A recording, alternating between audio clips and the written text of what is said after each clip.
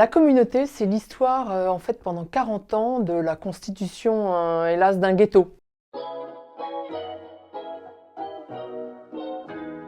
Comment Trappes, petite ville de la campagne dans les Yvelines, est devenue une sorte de cité de banlieue repliée sur elle-même. Raconter Trappes aujourd'hui, avec ses difficultés, notamment le fait qu'hélas, elle détienne le record des départs au djihad, pour comprendre ce qui se passe aujourd'hui, il faut remonter à avant et raconter toute l'évolution de la ville.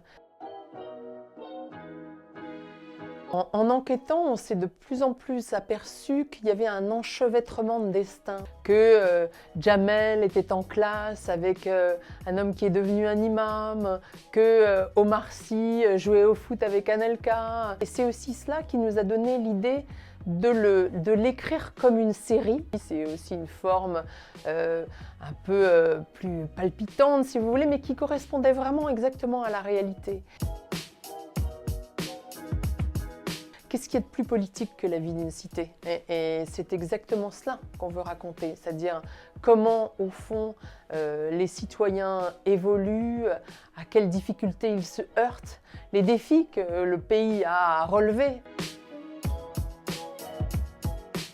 On a travaillé vraiment comme on le fait d'habitude, toutes les deux. On est d'abord allé beaucoup à Trappes, évidemment, très régulièrement pendant 1 an. On a rencontré beaucoup de ses habitants, car pour raconter l'histoire de l'arrivée des premiers ouvriers émigrés, au fond, il faut retrouver ce qu'ils sont devenus.